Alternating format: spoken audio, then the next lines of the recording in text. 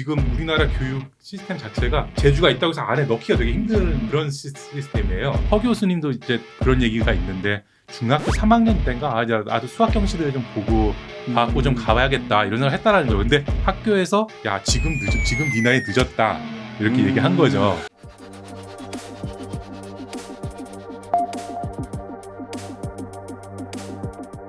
네, 안녕하세요. 지대한 코리아 남영 기자입니다. 안녕하세요. SNS 시스템 김도희입니다.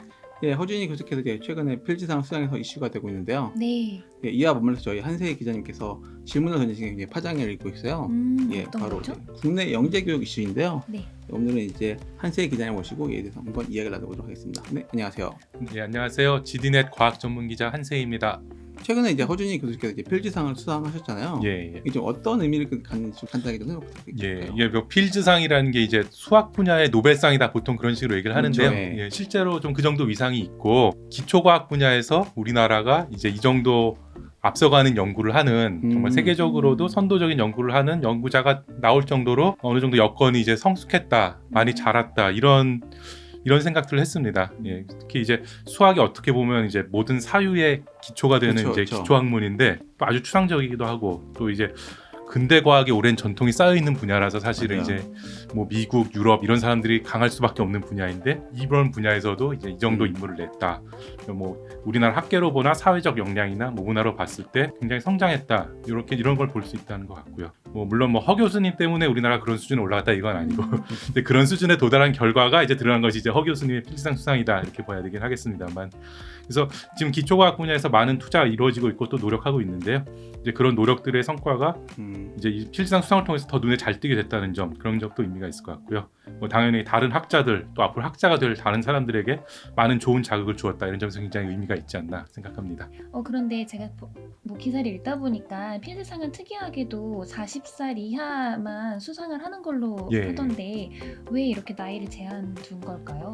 예, 이 필즈상이라는 게 이제 캐나다의 수학자였던 존 필즈라는 분의 그 뜻을 받들어서 만든 상입니다. 이분이 이제 19세기 말에서 20세기 초 정도까지 활동을 했던 수학자인데요. 근데 그분 뜻이 특이하게 지금까지 잘한 것뿐만 아니라 앞으로 또 더 잘할 수 있는 사람을 찾고 그런 사람을 격려할 수 있는 그런 취지로 상을 만들었으면 좋겠다 이런 생각을 했었다고 그래요. 그래서 이제 그분의 뜻을 어느 정도 이어받아서 필즈상은 40세 이하에게만 주는 걸로 이렇게 돼 있습니다. 응원을 하기 위해서 만든 거네요. 좀. 그렇죠. 지금 노벨상을 어느 순간 보면 이제 할아버지 할머니들이 다 받고 뭐 이런 분위기인데 그거하고는 조금 다른 분위기입니다. 저도 이제 작성하신 기자 수첩을 되게 감명 있게 읽었고 많은 분들이 좀 동감하시는 것 같은데 허준이 교수님께서 국내에서는 좀 사실 좀 많이 어려움을 겪으셨잖아요. 그렇죠. 그랬는데 국내에서 이제 자퇴를 하시고 스스로 공부를 하신 다음에 이제 미국으로 가셔서 이제 대성을 하신 케이스인 거잖아요. 그렇죠. 그걸 보고 이제 국내 교육이 좀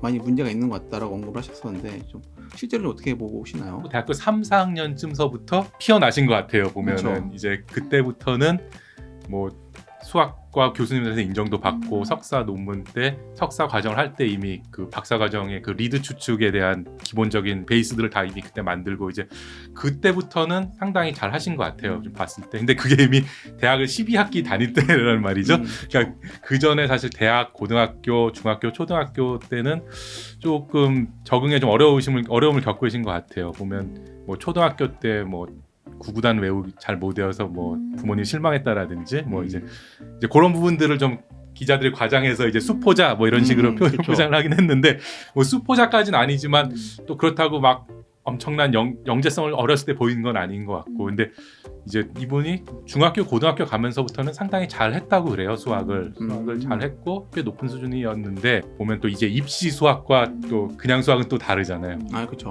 그러다 보니까 이제 입시 수학에서는 조금 어려움을 겪으셨던 것 같고 자퇴를 하고 검정고시를 준비했는데 그때 이제 과외 선생님이 유니스트인가 어디에 교수님이세요. 네, 맞아요. 근데 이제 그때 과외했을 때 그 회고를 하면서 어려운 문제 이런 것도 의외로 잘 풀고 또 근본을 파고드는 그런 근성도 있는데 이 빠른 시간 내에 많이 잘 풀어는 그런 입시 시험 성적은 좀 약했다. 그러니까 이거는 사실은 결국은 뒤집어 말하면 재능은 있는데 그 입시 체제에 별로 적응하기 좀 힘들었다는 얘기잖아요, 결국은. 근데 그런 부분들이 있고, 근데 이제 대학 가서도 또 이제 물리학부로 갔는데 뭘 해야 될지 어떤 자극을 좀 받는데 어려움이 있지 않았나 이런 생각이 들고, 결국 그런 과정들에서 그 어떤 재능이 있는 허준희 교수라는 사람을 우리나라 교육 시스템에 이렇게 찾아서 건져내지 못한 부분들이 그렇죠. 있다. 그런 부분이 이제 굉장히 아쉽고 우리가 좀 반성해야 되는 부분이 아닌가 좀 그런 생각을 합니다. 진짜 말씀 들어보니까 허준희 교수는 어떻게 보면 개인의 역량도 물론 있으셨지만 약간 운이 좋았던 케이스인 건 확실한 것 같아요. 뭐 아까 말씀하신 것처럼 뭐 그 과외 선생님도 만나고 기사 쓰신 거 보니까 그 일본 교수님을 만난 게 또 큰 예, 또 역할을 했던 것 같더라고요. 맞습니다. 그 히로나카 헤이스케 교수라고 수학계에서 굉장히 유명한 분입니다. 그래서 1970년에 필지상을 받은 분이기도 하고요. 허 교수가 있을 때 서울대 석좌 교수, 석좌 교수 같은 걸로 초빙이 돼서 오신 거예요. 그래서 그 수업을 개설했는데 이제 처음에는 엄청나게 유명한 분이니까 이제 학생들이 막 100명씩 들고 막 그렇다 그러더라고요. 근데 이제 수업이 너무 어렵고 잘 쫓아가기 어렵고 이러니까 이제 나중에는 거의 한 10명도 안 남았다. 수업 시간 다 철회하고 그래서. 근데 이제 허 교수님이 이제 끝까지 남은 사람 중에 한 명인데, 근데 이분이 뭐 알아들어서 그걸 들은 건 아니라 그래요.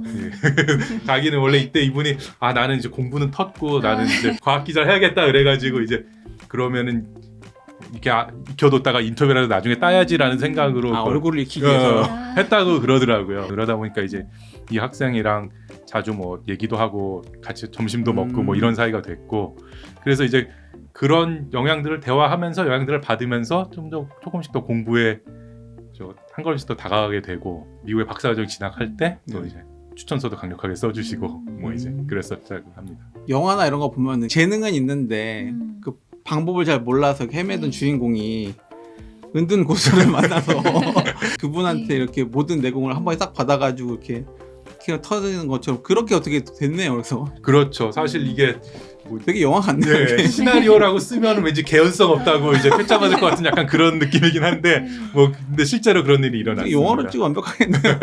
그 당시에 이제 그런 해외 석학 초빙 프로그램이라는 걸 많이 했어요. 정부 돈을 들여서 이제 그래서 이제 유명하신 분들이 많이 왔고, 이제 이거는 사실 그 사업에 굉장히 성공적인 그러네요. 케이스라고 볼 수도 있겠죠. 뭐 근데 물론 뭐 지금 말씀드린 여러 가지 사정을 생각해 보면 좀 굉장히 특별한, 그렇죠. 여전히 굉장히 특별한 거 아니냐는 생각이 들지만, 그래도 그렇게 그런 분들을 모셔오는 노력을 하지 않았으면 맞아요. 이런 일도 없었을 테니까 사실 높이 평가할 만한 일이라고 생각합니다. 하나라도 이렇게 사례가 나온다는 것 자체가 되게 중요한 거니까요. 그렇죠. 숨어있던, 그러니까 꼭꼭 숨겨둔 재능을 이제 사실 우리나라 교육 시스템에서 착 펼칠 수 있게 미리 해주면 사실 제일 좋잖아요. 그렇죠.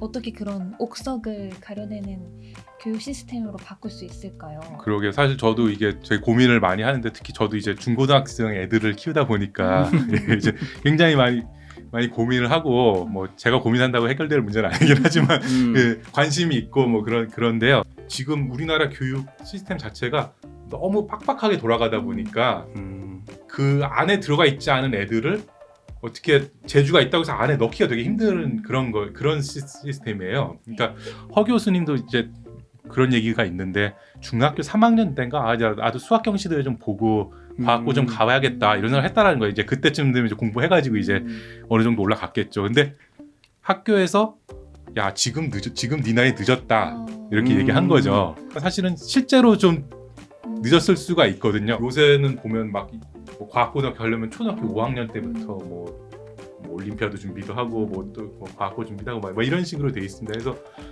그거를 타고 올라가는 애들이 아니면은 중간에 그 안으로 넣기가 사실 되게 힘들어요. 그 안에 있는 애들을 어떻게 키울 수 있는 방법이 되게 모호해요. 뭐 미국 같은 학교에서는 예를 들면 선생님이 추천해줘서 바로 어느 학교로 뭐 간다든지 뭐 이런 식의 거 가능한데, 사실 우리나라에서는 그런 식으로 하면 뭐 당장 왜 쟤는 뭔데 뭐 이거 올라가느냐 뭐 이런 불공평하다 이런 얘기도 나올 수도 있고, 그런 것들이 상당히 이제 경직돼 있다 보니까 그런 부분들이 사실은 뭐 어떻게 해결하기가 조금 어려운 부분들이 있는 것 같습니다. 허준희 박사 같은 경우도 이제 박사과정 진학할 때 미국에 있는 학교 12군데를 지원을 했는데 한 군데가 받아줬거든요. 우리나라 교육 현실에서 누가 제가 잘하는 것 같으니까 지금은 좀 약한데 그래도 내가 과감하게 받아주겠다, 이거 하기가 쉽지 않은 상황, 특히 중고등학교 상황에서는 쉽지 않은 것 같습니다. 빠르게 과학기술 발전하다 보니까 이제 아무래도 산업 쪽, 응용 쉬운 쪽으로 좀 많이 발전했고, 특히 이제 전기, 전자나 뭐 화공이나 이런 쪽이 강하다 보니까 이제 좋은 인재들 그쪽으로 많이 몰리는 경향이 있고, 뭐 그거는 뭐 나쁜 현상이라고 할 수 없습니다만 어쨌든 기초 쪽으로 좀 많이 관심도 약하고 또 그쪽으로 하려고 그럴 때 좀 상당히 모험을 해야 하는, 인생을 걸어야 되는 뭐 약간 그런 부담이 좀 더 크다, 뭐 이렇게 말할 수 있을 것 같습니다. 다만 이제 우리나라들도 기업, 삼성이나 뭐 이런 기업들에도 이제 그런 기초과학 관련한 지원들을 많이 하고, 또 이제 그런 과학의 덕을 보는 기업들이 또 세계적으로 성장하기도 하고, 이제 그런 상황이기 때문에 또 기업이나 이런 데서 또 뜻 있는 분들이 좀 많이 좀 지원을 한다든지 뭐 이런 일들이 좀 더 적극적으로 있으면 좋지 않을까라는 생각이 듭니다. 실제로 이게 필드라고 해야 되나? 그 현장에서 수학 연구하시는 분들은 되게 즐겁게 하시는 것 같아요. 연구하고 하시는 분들. 근데 우리 공부하는 사람들도 그렇고 이걸 가르치시거나 이 기업들 이걸 인식을 좀 바꿔야 될 것 같은데, 좀 어떻게 좀 바꾸려고 하는 게 좀 중요할까요? 연구하시는 분들처럼 이렇게. 허준희 교수님 얘기 중에 그런 언급도 있어요. 그래서 네네. 입시에서 수학을 빼면은 굉장히 많은 사람들이 수학을 즐겁게 할 거다라는 얘기를 하셨는데, 지금 중고등학교 입시 과정이라는 게 제가 학부모 입장에서 보니까 실수를 한 번이라도 하면 안 되는 그런 구조예요. 아, 그렇죠. 위로 올라가서 그러니까 심하죠. 예전에 우리가 뭐 학력고사나 수능 볼 때 어떻게 한 번의 시험에 모든 거를 거냐 뭐 이런 식으로 얘기를 많이 했잖아요. 근데 지금 그래서 뭐 학종도 하고 내신도 하고 막 이렇게 하다 보니까 그게 다 중요해져서 지금은 한 번에 중간고사, 기말고사에서 한 번에 실수도 하면 안 되는, 약간 어떻게 보면 더 빡빡한 상황이 된 거거든요. 그렇죠. 그래서 사실 이제 그게 결국은 어떤 좋은 대학이라고 하는 것이 우리들 머릿속에 딱 소수가 정해져 있고, 또 사실 그리고 그 좋은 학교에 들어가는 사람들을 어떻게 평가할 것인가에 대한 기준이 사실 또 대충 정해져 있잖아요. 수능 점수. 그러니까 이제 사실은 그래서 그런 평가 기준들을 좀 다양하게 하고, 또 이런 어떤 세부적인 재능이나 특이한 재능들을 좀 발견하고 경우에 따라서는 과감하게 좀 픽업해 줄 수 있는 그런 시스템이 조금 유연해지면은 조금 더 아마 수학에 대한 부담이 좀 줄지 않을까라는 원론적인 생각입니다만, 수학을 좀 재밌게 느끼고 좀 보편하게 좀 느끼려면 어떻게 하는 게 좋을까요? 글쎄요, 어려운 질문이긴 한데요. 수학에 대한 여유를 가질 수 있는 좀 환경이 됐으면 좋겠다. 그러니까 입시 점수 뭐 이런 거 얽매이지 않고, 사실 그런 거 따지지 않고 뭐 수학을 해본다든지 뭐 과학을 해본다든지 하면 사실 거기서 재미를 느끼는 애들이 분명히 나오잖아요. 그렇죠. 이제 그런 환경들이 좀 됐으면 좋겠다는 생각이 들고, 그래서 그런 것들을 통해서 애들이 발전하고 재능을 키울 수 있을 때 다른 뭐 교육기관에서 뭐 발견을 해서 좀 다시 키워준다든지 뭐 이런 식으로 했으면 좋겠습니다. 근데 지금은 뭔가 초등학교, 중학교 때 무슨 그런 식의 교육들을, 그런 식의 뭐 실험이나 과학 교육이나 뭐 재밌게 여러 가지 하더라도 결국 이제 고등학교 가면은 다시 이제 입시로 이게 깔때기가 이제 모아지니까 이제 그런 부분들이 좀 아쉬움이 좀 큽니다. 그러면은 우리나라에서 이런 허준희 교수님 같은 게 앞으로 좀 나올 가능성은 있을까요? 지금 사실은 이 엄밀히 말하면 허준희 교수님을 뭐 축하한다 이런 얘기를 했지만, 엄밀히 말하면 우리나라에서 나왔다고 얘기할 수는 없잖아요. 그렇죠. 그렇다 나올 수 없다라기보다는 앞으로 나올 가능성이 있을까요? 근데 뭐 저는 뭐 당연히 있을 거라고 봅니다. 그러니까 뭐 허 교수님 같은 경우는 이제 재능이 있는데 그 어떤 시스템에서 적응하기 되게 힘들어했고, 네네. 이제 그런 걸 뚫고 본인의 어떤 의지나 이런 것으로 뚫고 이제 성장을 하신 분이, 그렇죠. 이제 그런 부분이 되게 특이하고, 우리가 이제 지금까지 얘기한 건 그렇게 시스템에서 조금 한 발짝 떨어졌을 때 허 교수님 같이 좋은 환경이 있지 않더라도 그럴 수 있는가라는 부분들 우리가 고민한 거고, 그런 시스템 안에서 잘 또 하고 있는 또 훌륭한 이제 그렇죠. 학자들, 학생들, 젊은 교수님들이 굉장히 많기 때문에 뭐 그런 분들은 얼마든지 좀 앞으로 세계적으로도 좀 발전하고 이렇게 훨훨 날 수 있는 그런 분들이 충분히 있지 않을까. 알게 모르게 사실 젊은 학자들 중에 그 성과가 많은 교수님들도 많거든요. 옛날에는 진짜 한국 교수가 뭐 네이처 이런 데 논문 하나만 써도 막 난리가 났어요, 언론에. 지금 허준희 교수님처럼 막 난리나. 이거 꽤 오래전 일이죠. 근데 이제 지금은 사실 뭐 당연하게 네이처 뭐 사이언스 뭐 당연하게 쓰고 뭐 이런 거니까, 그래서 계속 발전을 해왔고 앞으로도 더 좀 클 수 있는 그런 환경이 있지 않을까라는 생각이 듭니다. 앞으로 좀 주목할 만한 좀 한국 그 연구원이나 이런 분들 좀 좋은 성과를 내셨으면은 여기서 좀 알려주시면 좀 좋을 것 같거든요. 그래서 자주 오셔서 알려주실 수 있으실까요?